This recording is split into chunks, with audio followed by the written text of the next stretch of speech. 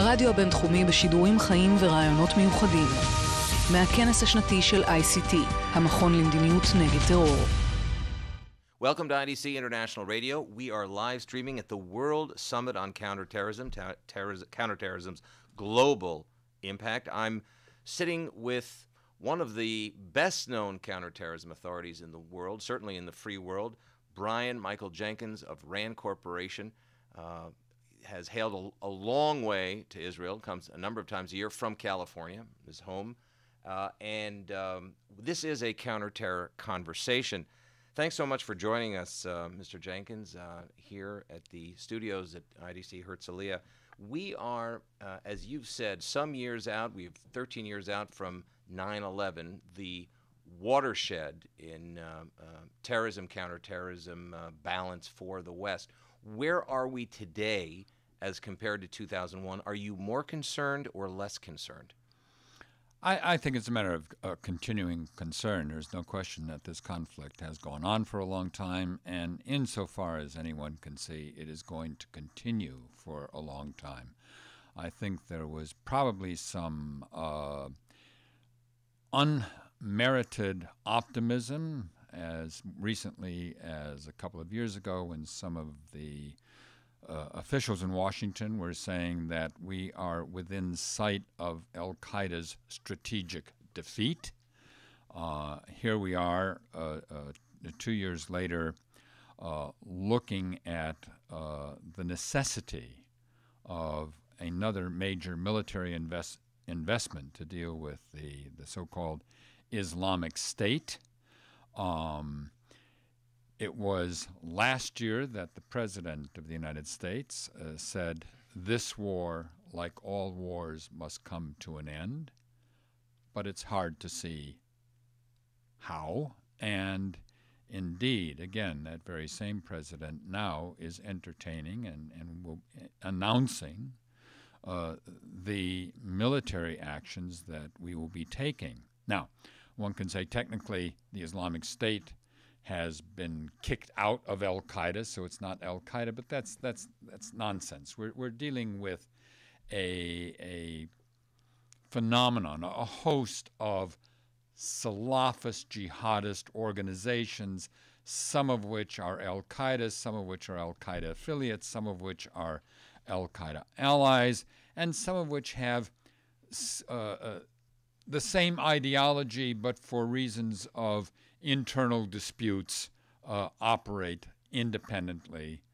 And some of these are even at war with each other. That's an important point. There is an internal warfare going on. Some of the adherents to al-Baghdadi, they don't recognize the supreme authority of al-Zawahiri, and that creates tensions so much so that they actually fight and actually kill each other. This is not the West understands Islamic State, or ISIS as it's sometimes called, as an outgrowth of al-Qaeda. Well, on some level that's true. On the other level, they're completely separate organizations.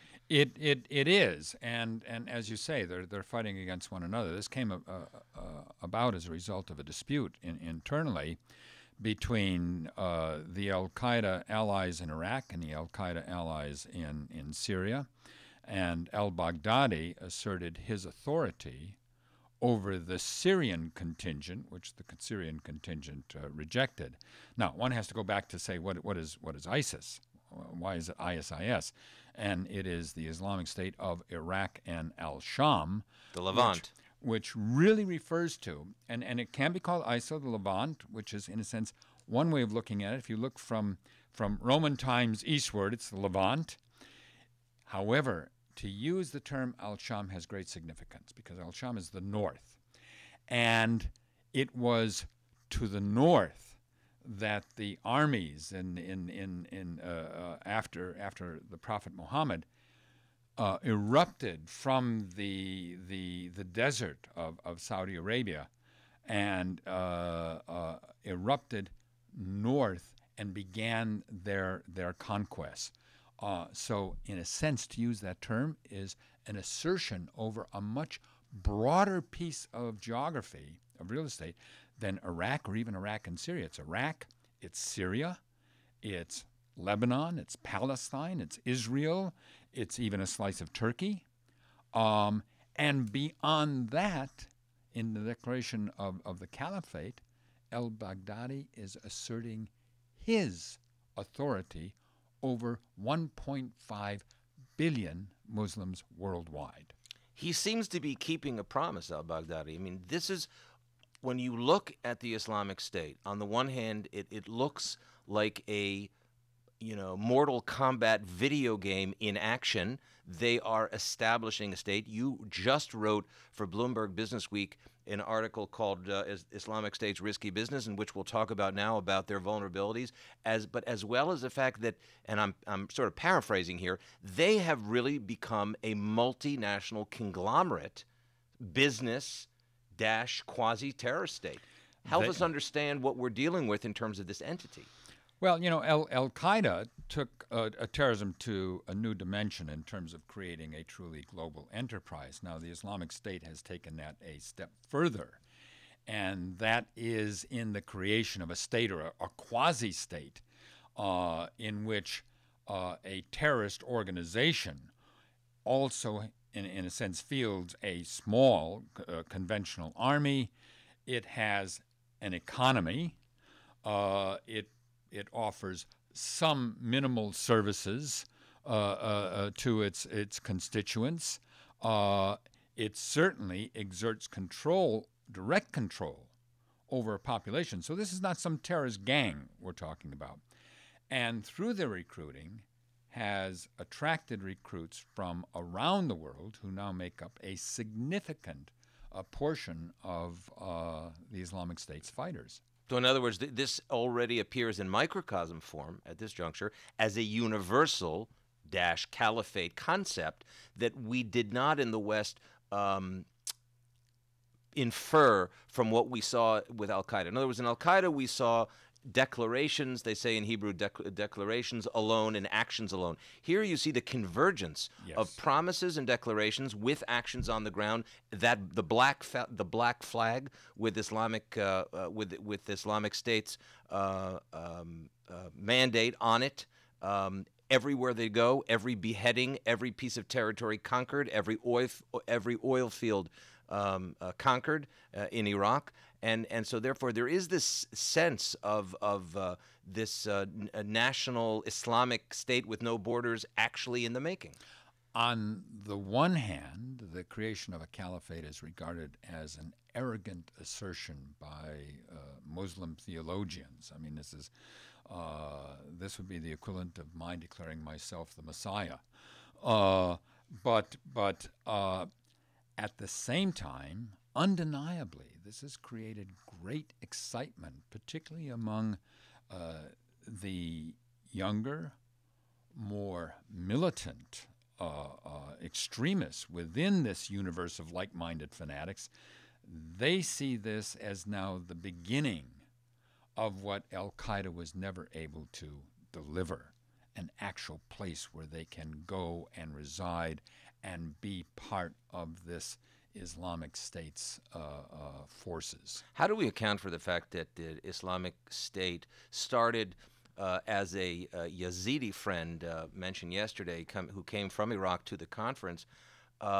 They started with hundreds of fighters, and within months they had grown to thousands of fighters. There were a lot, as our Yazidi Iraqi friend mentioned yesterday at the Daniel Hotel's plenary session on the World Summit on Counterterrorism. He mentioned that there are a lot of defections from the Iraqi army into the Islamic State's terror operatives. How do we account for this speed of light growth, apparently, of this organization - quasi-state? I think when we look at it carefully, it's less speed of light. I mean, it became apparent suddenly. And certainly their acquisition of territory was sudden, largely because they were up against a hollow military power in the form of the Iraqi armed forces. But if you look back at what was going on in Iraq in the many months before the ISIS forces took Mosul, there was a growing volume of terrorist violence. I mean, there was an ascending crescendo of car bombings and things that indicated that something really was seriously going on here. They took Fallujah some months before, and the Iraqi forces were not able to expel them from that. So there was a growth of an organization in Iraq. It benefited not only from the jihadist extremists, but it benefited from old ex-Baathists who saw their alliance with this Islamic group as something they might control and might really be the vehicle that would bring them back to power. There were Sunnis in Iraq who, given that the Maliki government had become essentially a sectarian Shia-dominated government and excluded the Sunnis, who saw, again, certainly no reason to fight and defend Iraq, but rather who saw the Islamic State as an opportunity to join something that would give them power, at least defend them against Shia oppression. So with the Iranian regime there, right there in the background. And so on the one hand, you saw this growth taking place in Iraq. At the same time, there was this dynamic of the Syrian civil war in which not exclusively, but primarily the Sunnis were resisting the brutal regime of Bashar al-Assad, an Alawite dominated government, and so they benefited from the resistance to Assad. They benefited from the resistance to Maliki, and they were building something. Now, there were other contenders in the field.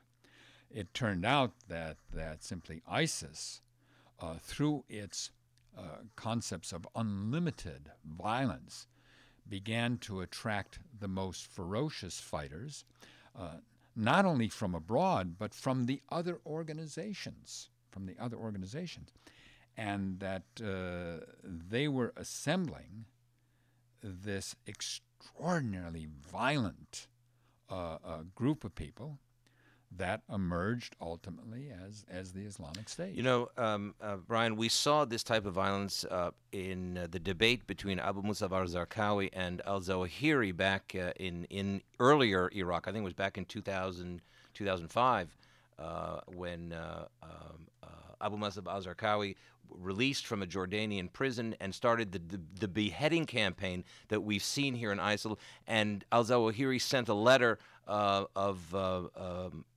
essentially warning and, in a way, I would say punishing, but it was sort of a punishing letter, warning Abu Musab al-Zarqawi not to give AlQaeda a bad name. And here we have something, and here we have al-Zarqawi's vision fulfilled.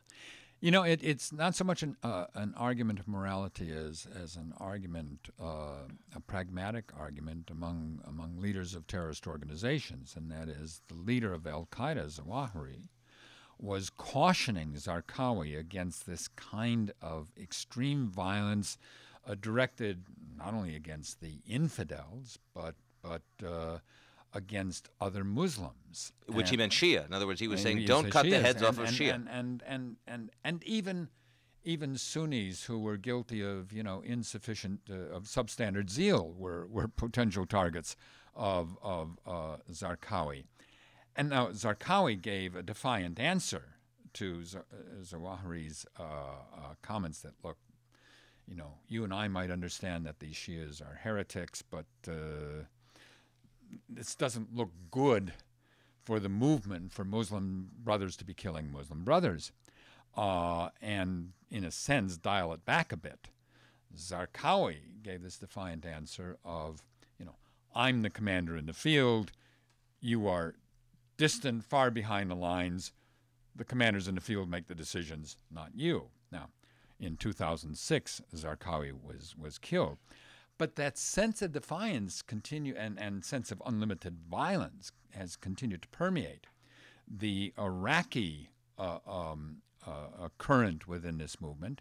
And so in this recent dispute, when Zarqawi intervened once again, saying, look, Jabhat al-Nusra, you are the official affiliate in Syria, you take Syria, and the Islamic State of Iraq, you're the official in Iraq, you take Iraq. And al-Baghdadi's answer to that was, I answer only to God, not to Zarqawi. And again, another defiant tone. These kinds of disputes take place in these terrorist groups. There's an internal dynamic, in a sense, where the most violent among the extremists ascend to the leadership and challenge those who are not willing to go along with those levels of violence. This dispute, has the capacity to cleave right across the jihadist universe. And so we see, while the AlQaeda affiliates have remained loyal to the central leadership under Zarqawi, a lot of the younger types have declared their loyalty to al-Baghdadi. And as I say, al-Baghdadi is attracting people from abroad, and these are self-selectors. They are not coming there because they are most dedicated to the religion. They are attracted by opportunists also, and they're coming there because those disgusting videos of beheadings and crucifixions and mass executions, hip-hop jihad. They are coming because that is what attracts them, and there is going to be trouble inside. I'm predicting. Inside the Islamic State, both in terms of alienating its original allies in Iraq, but also somewhere in the ranks of the Islamic State is an even more brutal copy of al-Baghdadi. Well, it's interesting. The point you raise here may suggest that a lot of these Western recruits that are raised in the rap and hip-hop street culture of different Western countries, they are full of rage for whatever reason, and then have used Islam or radical Islam as a hijab, as a cover for their own murderous tendencies. They may be just as much and are infidels as those in the West that the Islamic State is attacking. Well, when we look at self-radicalization, and this is not military recruiting where one goes to recruiting office, signs up, and then goes off to a training camp somewhere. These are self-radicalizers. And they primarily radicalize through the internet, and they search the internet, and they find both the images and the words that resonate with their own anger. When we look at these so-called homegrown jihadists, certainly we find an element of ideological commitment. We find their sense that they must take action to defend the community. We find, of course, their expressions, and I don't have an X-ray for a man's soul, so I have no way of judging this, but that they truly believe this, and they truly believe that they will be rewarded in paradise for their actions. But there's one key component we find in a lot of these, and that is personal crises. These people are unhappy with their lives as they are. They look to embracing this ideology in a sense as a rebirth, as part of something that is important, as something that will give them the opportunity to express this inner rage and anger, and in a sense give it license, give it approval. We are just to remind our listeners, we are chatting. This is a counterterrorism conversation with Michael Jenkins, the RAND Corporation, one of the leading counterterrorism authorities in the West. And we are talking about terrorism 13 years after 9/11. Where do we stand at this moment in time? And we're talking about recruiting young Westerners to the Islamic State. One of the most compelling developments in terms of Islamic State's recruiting strategy are all the Western men and women, by the way, that they're targeting. Now, numbers that have been thrown around, Mr. Jenkins, are 1,000, 1,100 Westerners, but that doesn't count the thousands that have been targeted and sought after. This really creates another level of challenge for the West that we did not see with al-Qaeda. No, this is something new. I mean, we did the numbers, by the way, in terms of Westerners going to join this is probably now in excess of 2,000. Many of them from Western Europe, from the United Kingdom, perhaps 500 or 600, from France, from Belgium, from Germany. They are going there in very large numbers, and that raises multiple concerns. The first concern is that this will bolster the forces of the Islamic State, ISIS. This will make them bigger and enable them to grow. But beyond that, there's a real concern about what happens when these people come back. Will some of them be sent back in terrorist operations? That's an immediate concern. Remember, the people who led the 9/11 attacks did not originally go to Afghanistan to carry out the 9/11 attacks. They went there to join a jihadist front, and they were talent that was spotted by al-Qaeda's operational planners, and who said, basically, we've got a better idea for you. We're going to make you part of this more ambitious operation, attack on the West. And so one concern is that as these people come in with Western passports and that they will be, in a sense, recruited there to be turned around and carry out centrally directed terrorist operations. But beyond that, simply that some of them will eventually come back. They will have greater skills. They will have been exposed to this kind of extreme violence that we are seeing. And will they come back to carry on the jihadist campaign in the countries that they came from? And so we're talking about thousands of people. Fortunately, not that many Americans here. We're still talking about 100 or so Americans that we know about. Would it be reasonable to assume that U.S. counterterrorism and intelligence agencies already have their finger on the pulse of this thing in terms of identifying these folks? They're beginning to get their hands around this. You know, when people leave the country, we don't track people leaving the country. But nonetheless, we already have laws in place in the United States that make it a crime to go and join a jihadist group abroad. That falls under the category of providing material support.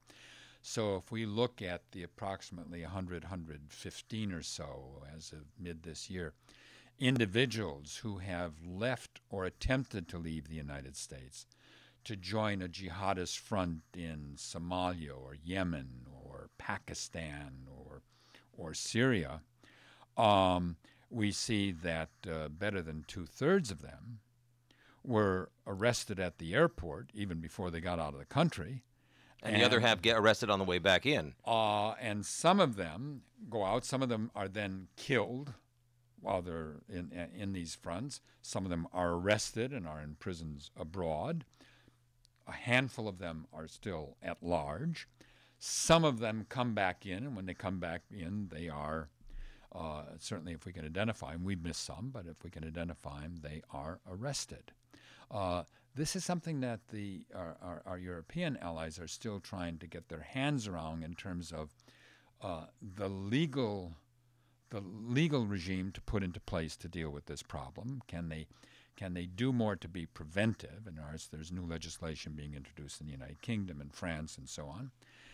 And how will they deal with those who are coming back? Will it require, what kinds of evidence will it require? And will they deal with them in the context of law enforcement? Or, as some of the European countries are saying, well, we need to reintegrate them back into society, rehabilitate them, and so on. I'm Not sure that will work, but that is the approach that some of the European countries would prefer to take. You know, there is this psychological warfare, political warfare element here just in announcing or in revealing the you know, they call him Jihadi John, the British rapper who beheaded two American journalists. The effect, the cognitive warfare effect, the political warfare effect, it really echoes into the United States, where they're saying, you know, we have your people too. This is not just East versus West. We are in your conversation in the West, and we're getting your people that are going to kill you in the United States. There's a real effect there in terms of political and psychological warfare, would you say? Well, there is, and one of the dimensions of this that causes great concern, as I say, more so for some of the European countries than the United States, but clearly it is a concern, is in some of these European countries where they have large, marginalized Muslim immigrant populations that they have not been entirely successful in assimilating. There is some fertile ground for these people to come back and can create some real problems. I mean, for example, if we look at some of the polling data that came out of some of the European countries, in France, it was 1 out of 6 people polled in France supported the Islamic State. That's an extraordinary figure. 1 out of 6, because they have the percentage of Muslims in France is much lower than the percentage of Muslims. It is now. You know, you look at that poll and you want to know what exactly to make of it. Yeah. But what it does suggest is, I'm sure in a part there's some young people that are just expressing themselves in a mischievous, malevolent way.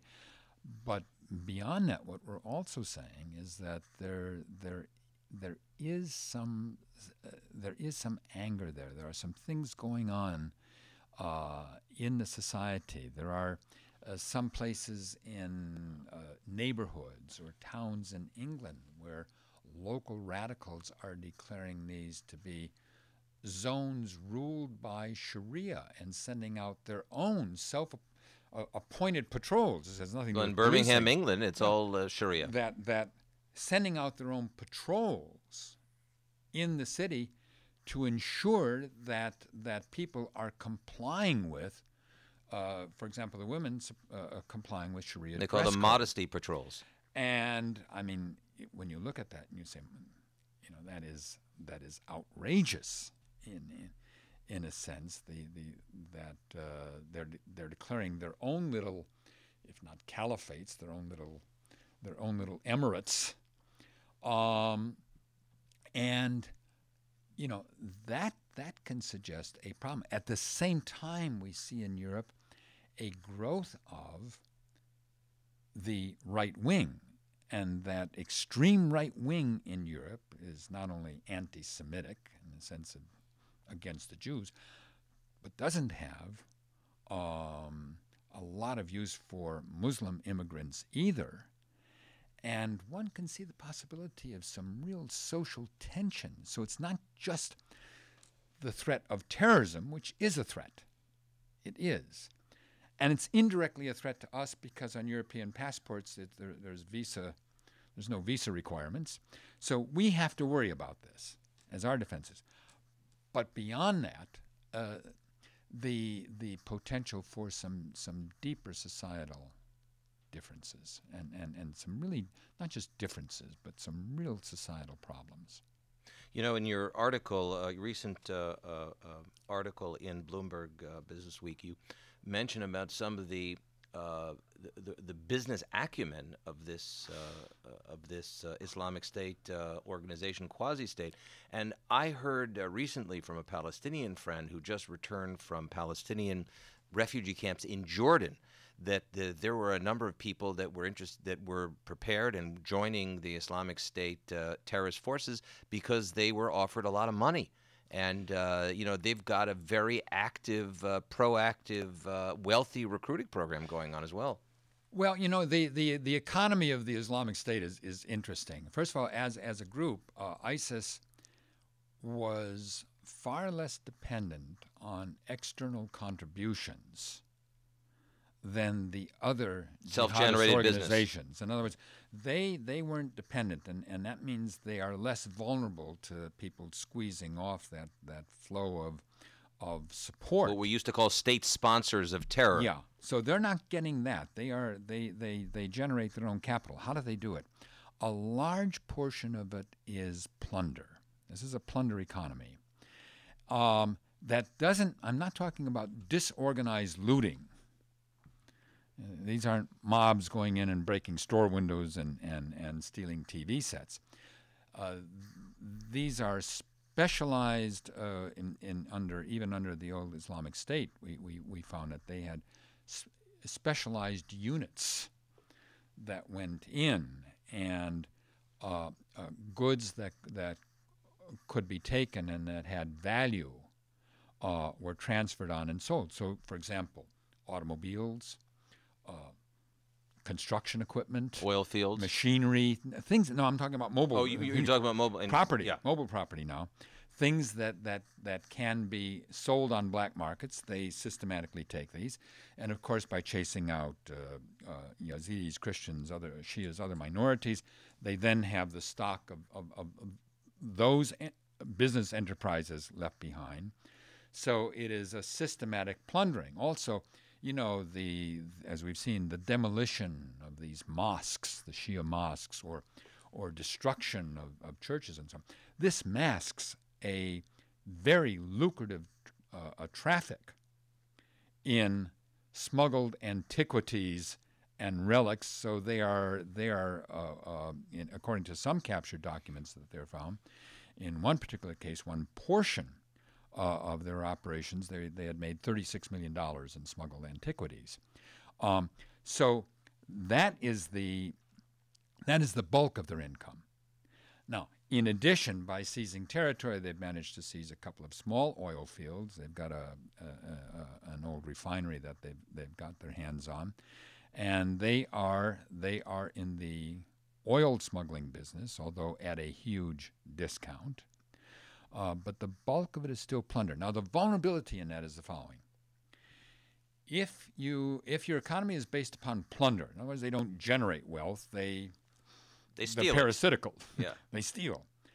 Then you have to keep on expanding in order to acquire more opportunities for plunder. Because at a certain point, what do you do when you've sold off all of the Chevys and all of the bulldozers? You've exhausted your capacity for plundering.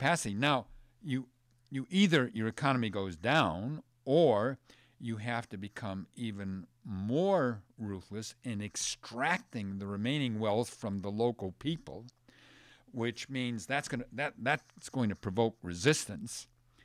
So the only way you can keep this thing going is territorial expansion.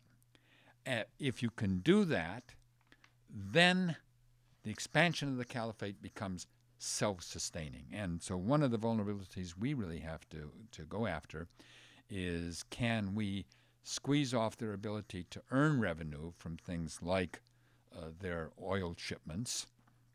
I don't know that we can stop them from selling stolen cars in Iraq. That'd be more difficult. But can we go after some of these other sources of wealth and, in a sense, not only reduce their income, but oblige them to be economically more oppressive in locally, the tribal areas they control, which will then provoke resistance against them. Well, that also requires leadership by the United States and the Western Alliance. I mean, this, I think back to General David Petraeus' surge back in 2007, which as a matter of fact, there's a lot of discussion, I understand, in the United States, debate in the professional community about President George W. Bush's July 12, 2007 speech when he announced the surge.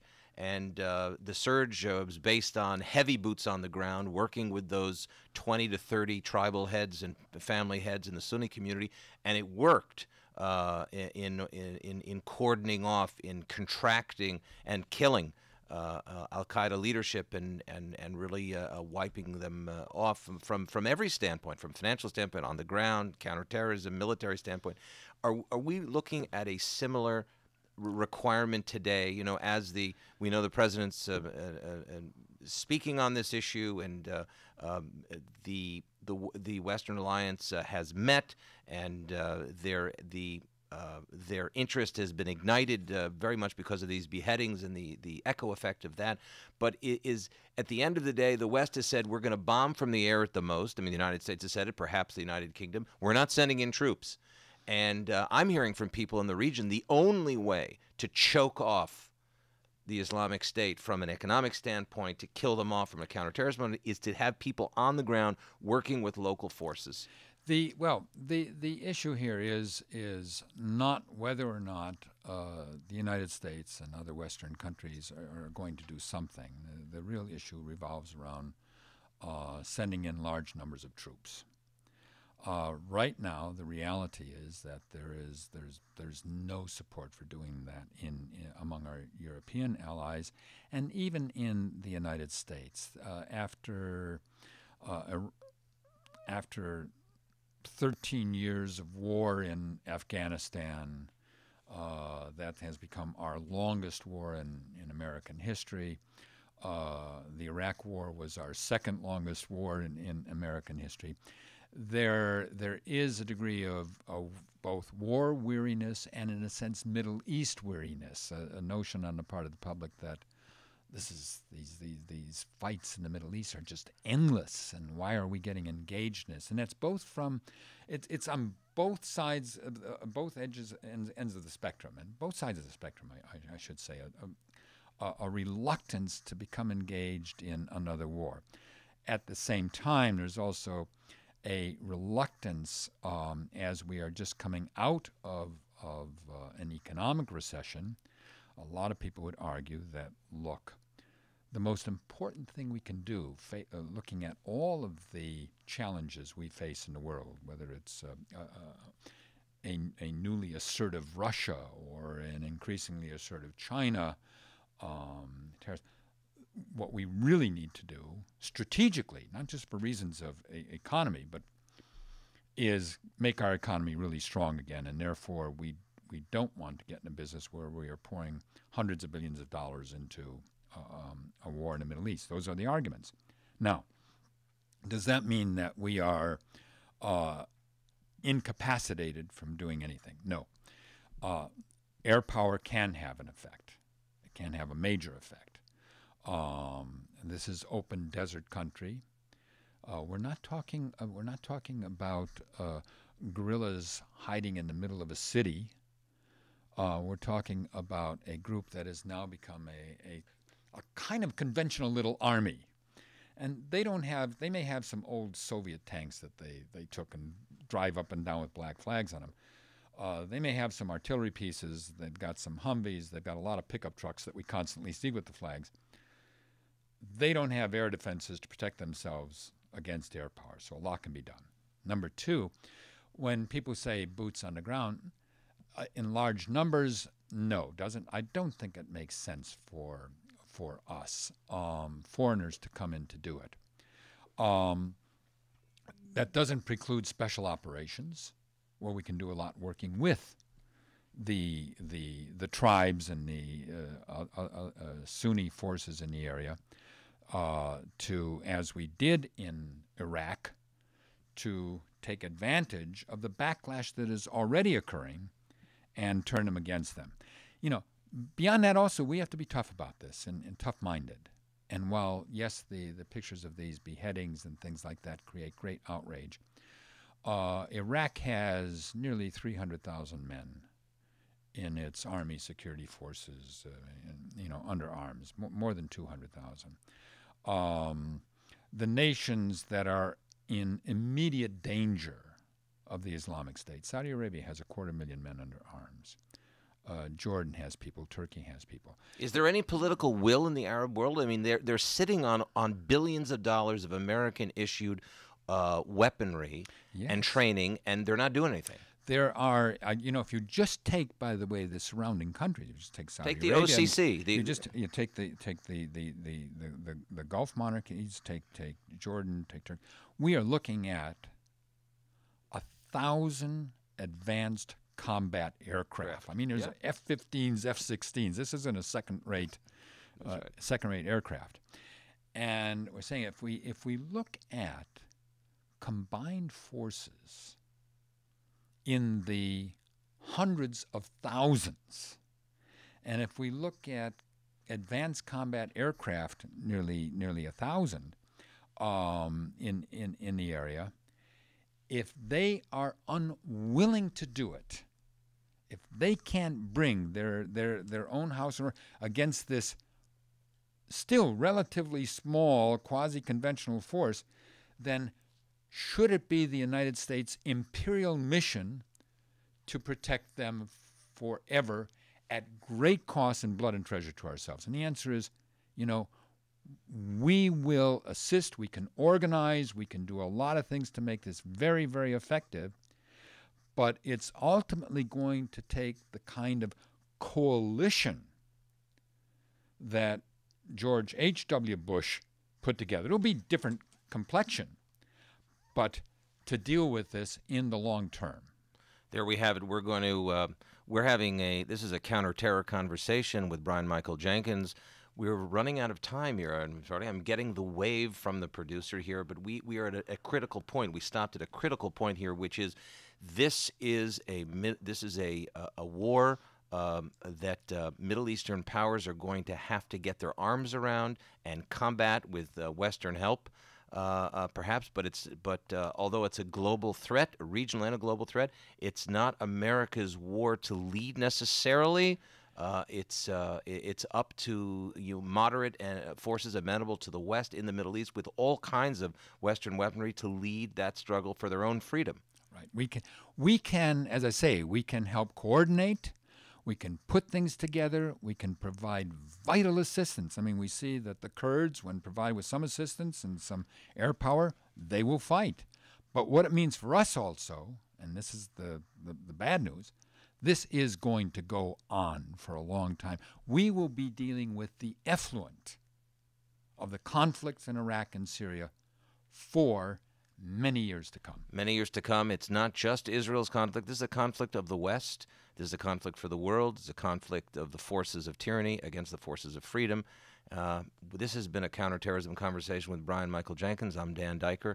Thanks so much for joining us here at IDC, part of the World Summit on Counterterrorism, the 14th annual international conference. We look forward to seeing you again very soon right here in Israel to discuss these very serious matters of life and death, of tyranny and freedom. Here we are. Thanks for joining us in our conversation today. Thank you, Dan. הרדיו הבינתחומי בשידורים חיים ורעיונות מיוחדים. מהכנס השנתי של ICT, המכון למדיניות נגד טרור.